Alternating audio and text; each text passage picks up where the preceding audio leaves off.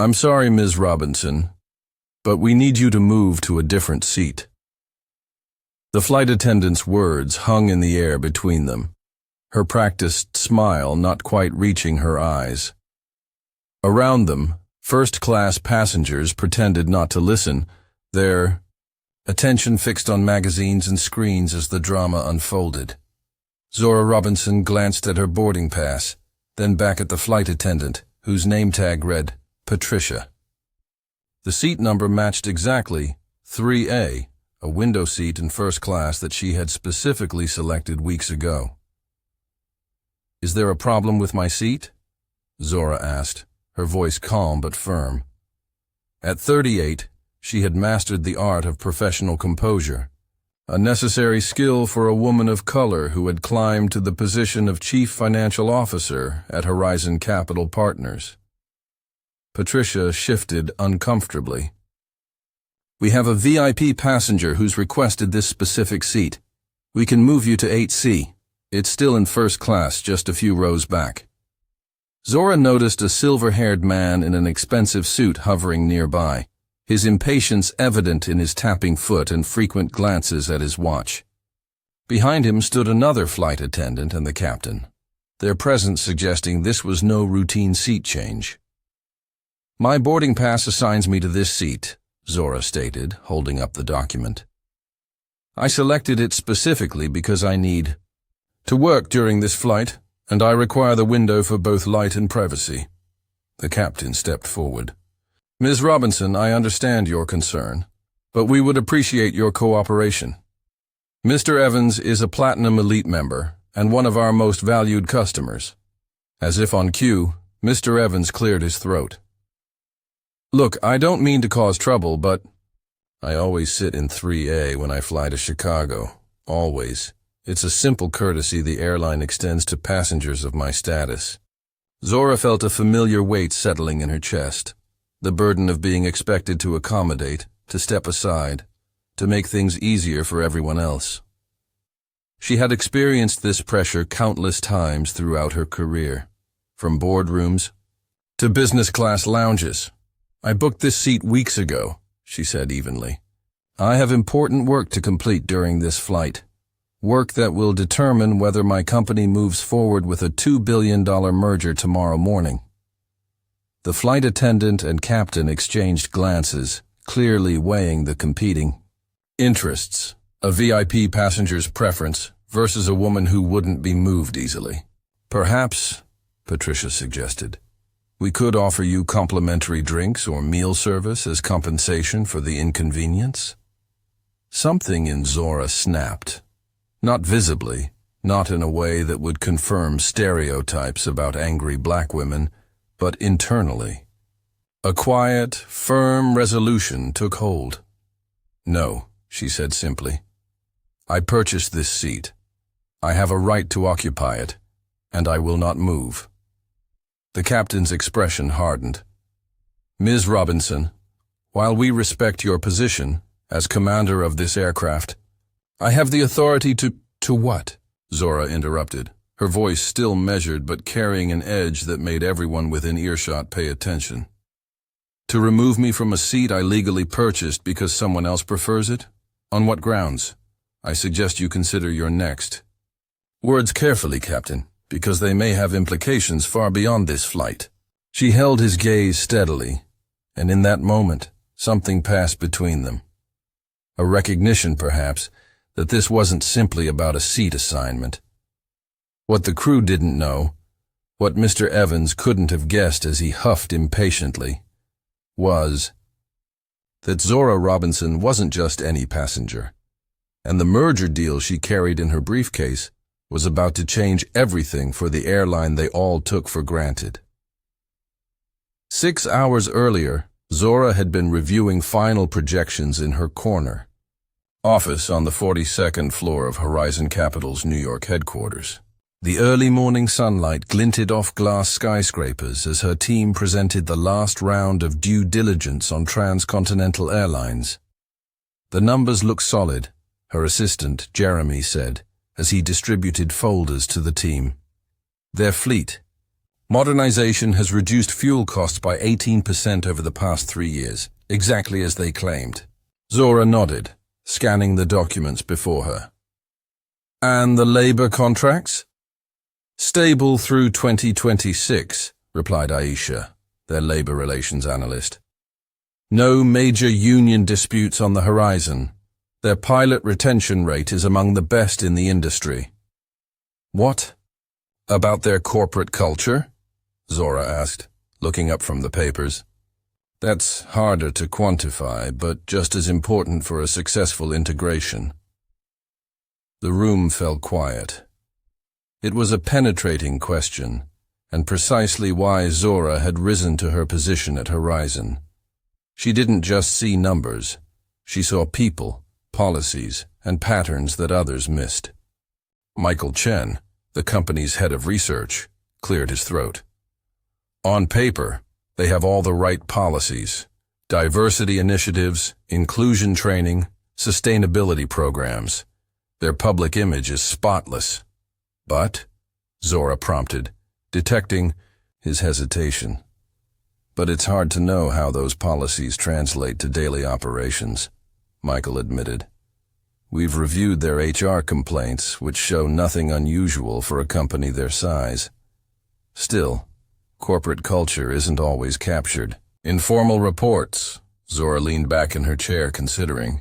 Horizon Capital was prepared to invest $2 billion to acquire a controlling interest in Transcontinental Airlines, a decision that would affect thousands of employees and millions of passengers.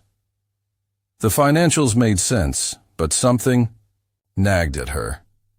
I want to experience it firsthand, she announced, closing her folder. I'm flying to Chicago this afternoon for tomorrow's signing. I'll take Transcontinental. Jeremy looked up in surprise. But you usually fly private for business trips. Exactly, Zora said. How better to understand what we're buying than to experience it as a customer? Book me a first-class ticket. A window seat, please. I'll need to work during the flight. Her. Team exchanged glances but knew better than to argue. When Zora Robinson made up her mind, things happened. One more thing, she added as they gathered their materials. Don't notify Transcontinental about my travel plans. I want an authentic experience, not special treatment. As her team filed out, Zora turned to the window, gazing at the sprawling city below. Born to schoolteachers in Cleveland, she had defied every expectation and overcome every barrier to reach this position. Tomorrow's merger would be the crown jewel of her career, a transformation of air travel that would emphasize equity, sustainability, and innovation. But first, she needed to be sure Transcontinental was worthy of Horizon's investment. Now, standing in the first-class cabin with all eyes on her, Zora realized she was getting exactly the authentic experience she had sought, though not in the way she had anticipated. The standoff continued for several uncomfortable moments. Finally, Patricia, the flight attendant, moved closer to the captain and whispered something. He frowned, then nodded. Ms. Robinson, Patricia said, returning.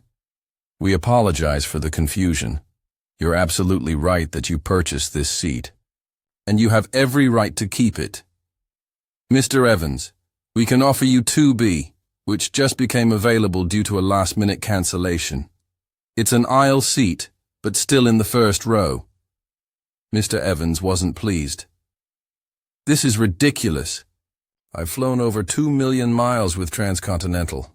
I specifically requested 3A when I checked in. I understand, sir, Patricia said, but Ms. Robinson booked this seat in advance. Do you know who I am? Mr. Evans demanded, his voice rising. I'm on a first-name basis with your CEO, Robert Phillips. A murmur rippled through the first-class cabin. Several passengers were now openly watching the confrontation. Zora remained seated, outwardly calm, though her heart raced. The captain intervened again. Mr. Evans, please lower your voice. We're trying to accommodate everyone as best we can. By giving preference to her. Evans gestured dismissively toward Zora. I've been a loyal customer for 20 years. Zora looked directly at him. And I'm a paying customer today, with a confirmed seat assignment that I selected for specific professional reasons. The captain looked increasingly uncomfortable. Sir, we need to complete boarding. Will you accept the seat in 2B, or would you prefer to take a later flight? Evans glared at Zora, then at the captain. This is unacceptable. I want your name and the name of your supervisor. Captain James Wheeler, he replied evenly. And you're welcome to file a complaint with customer relations. Now, what would you like to do about your seating arrangement? Fuming, Evans finally relented. Fine, 2B. But Robert will hear about this. As Evans stowed his carry-on and took his new seat, Zora felt the tension in her shoulders ease slightly. She hadn't sought this confrontation, but neither would she, except being displaced simply because a privileged passenger expected special treatment. Patricia approached her again, speaking softly. Thank you for your patience, Ms. Robinson. Can I bring you anything before takeoff? Just water, please. Zora replied, already opening her briefcase to extract the merger documents. As the remaining passengers boarded, Zora tried to refocus on her work, but the incident had left her disturbed. If this was how Transcontinental handled conflicts, prioritizing status over fairness until firmly challenged, what did that suggest? About their corporate values? She opened her laptop and created a new document. At the top, she typed, Transcontinental Airlines, Corporate Culture Assessment. Under it, she began to list her observations. In the cockpit, Captain Wheeler was completing his pre-flight checks when Patricia appeared at the door. That was uncomfortable, she said quietly. Wheeler sighed. Evans is a pain in the ass, but he does have connections. Phillips plays golf with him every month. What about her? Robinson? Patricia asked. Ever seen her before? No, Wheeler replied, flipping switches on the overhead panel. But she handled herself well. No shouting, no scene, just stood her ground. I looked her up in the system while Evans was getting settled, Patricia admitted. She's not in our frequent flyer database at all. First time flying with us. Wheeler shrugged. Well, not a great first impression then. Evans will complain to Phillips, and we'll probably get a talking to about VIP customer care, or whatever they're calling it these days. Should we offer her something else? An upgrade voucher for a future flight? Let's see how it goes, Wheeler suggested. She seems focused on her work. Maybe just give her extra attention during the service. Patricia nodded and returned to the cabin to prepare for departure. Neither she nor Captain Wheeler could have guessed that their handling of this seemingly minor seating dispute would be scrutinized in boardrooms and executive offices within 24 hours, or that it would ultimately reshape the future of Transcontinental Airlines itself. The flight to Chicago proceeded smoothly. Evans made a point of ignoring Zora, while she remained absorbed in her work, occasionally making notes on her observations of the crew's interactions with different passengers. She noticed subtle but telling patterns. The warmth extended to older, white male passengers in business attire versus the more perfunctory service offered to others, the slight hesitation before addressing the young woman in 5C wearing a hijab, the assumption that the Asian man in 4D would prefer the Asian-inspired meal option. None of these observations alone would sink the merger deal, but together they painted a picture of an airline whose surface-level commitment to inclusion hadn't fully permeated its operational culture. As the plane began its descent into O'Hare, Zora closed her laptop and stared out the window at the Chicago skyline emerging through scattered clouds. Her decision was taking shape, not based on emotion or a single incident, but on a clear-eyed assessment of what she had witnessed. After landing, as first-class passengers prepared to disembark, Mr. Evans made a point of stopping beside her. "Seat. You may have won this round," he said quietly, "but people like you need to learn respect for those who've earned their status." Zora looked up at him, her expression composed. "People like me?" Evans realized his mistake immediately, but doubled down rather than retreating. People who think the rules don't apply just because they can afford a first-class ticket for once. Patricia, who was standing nearby, intervened. "Sir, please move along. Other passengers need to exit." Evans huffed and continued toward the exit. Zora remained seated, allowing others to pass while she processed Evans' words. They were revealing, not just about him, but about the culture Transcontinental tolerated among its elite customers. As she finally rose to leave, Captain Wheeler emerged from the cockpit. Their eyes met briefly, and Zora saw a flicker of recognition, not of who she was, but of what had transpired. He nodded slightly, perhaps in acknowledgement, perhaps in apology. Zora returned the nod and made her way off the aircraft, her decision now crystal clear. Robert Phillips, CEO of Transcontinental Airlines, was in an excellent mood as he strode into the conference room at the Peninsula Chicago the next morning. After 2 years of negotiations, Horizon Capital Partners was about to inject $2 billion into his airline, securing its future and his legacy. The room was filled with executives from both companies, legal teams, and financial advisors. Phillips made his way around the table, shaking hands and exchanging pleasantries, until he reached a woman he didn't recognize. Elegant, poised, with an air of quiet authority. "Robert Phillips," he said, extending his hand. "I don't believe we've met." "Zora Robinson," she replied, her handshake firm. "Chief Financial Officer, Horizon Capital Partners." Phillips blinked in surprise. He had been dealing primarily with Horizon's CEO and their merger team. "Pleasure to meet you, Ms. Robinson. I wasn't aware you'd be joining us today." "I make a point of being present for significant investments," she said simply, "especially when new information comes to light." Before Phillips could inquire further, Horizon's CEO, Thomas Wagner, called the meeting to order. "Good morning, everyone. We're here to finalize Horizon Capital's acquisition of a controlling interest in Transcontinental Airlines. Before we proceed with the signing, I'll turn the floor over to our CFO, Zora Robinson, who has completed the final due diligence assessment." Phillips settled into his chair, confident in the outcome. The terms had been agreed upon, the papers drawn up. This was merely a formality. Zora rose and addressed the room. "Thank you, Thomas. As part of our final assessment, I took the opportunity to experience Transcontinental's service firsthand. I flew from New York to Chicago yesterday afternoon, on Flight 372. Phillips nodded appreciatively, though he didn't recall being informed of her travel plans.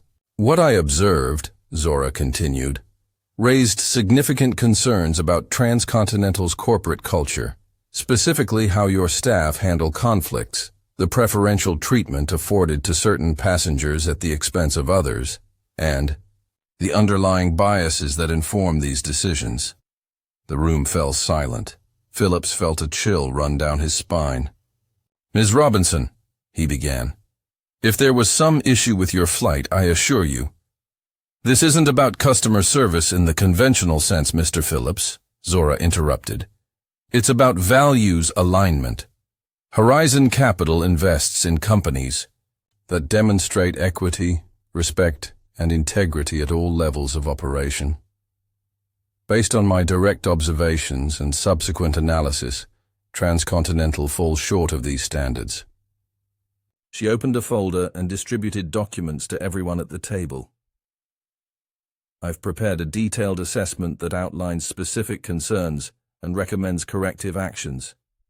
Horizon is prepared to proceed with the merger, but only after Transcontinental implements these changes and demonstrates measurable improvement over a probationary period of 6 months. Phillips stared at the document before him, his vision blurring slightly as he processed what was happening. The deal, his deal, the crowning achievement of his career, was being delayed, possibly derailed, because of what? Some perceived slight during a flight. "Ms. Robinson," he said, fighting to keep his voice steady, "with all due respect, making sweeping judgments about our entire corporate culture based on a single flight seems premature and, frankly, unprofessional." Zora met his gaze evenly. "I understand your perspective, Mr. Phillips. However, cultures reveal themselves in moments of stress and conflict. Yesterday, when one of your elite passengers demanded my seat, a seat I had specifically selected and paid for, your staff's initial response was to pressure me to move, despite having no valid reason beyond this passenger's status and sense of entitlement." Phillips's mouth went dry. "Which passenger?" he asked, though he already suspected the answer. "Richard Evans," Zora replied, "who, I understand, is a personal friend of yours." The room remained silent as the implications settled. Thomas Wagner finally spoke. "Robert, we're not walking away from this deal. We believe in Transcontinental's potential, but we need to ensure its culture aligns with our investment philosophy before proceeding." Phillips nodded slowly, his mind racing. "Of course, we're committed to addressing any concerns. Perhaps we could discuss specific incidents and how they might have been misinterpreted." "The incidents aren't open to interpretation, Mr. Phillips," Zora said firmly. "They're documented in my report, along with recommended changes to policies, training, and accountability mechanisms. The 6-month probationary period will allow you to implement these changes and demonstrate your commitment to improvement." Phillips looked around the table, searching for allies, but finding only neutral or supportive expressions aimed at Zora. The power dynamic was clear. Horizon had the money, and Transcontinental needed it. "Very well," he conceded.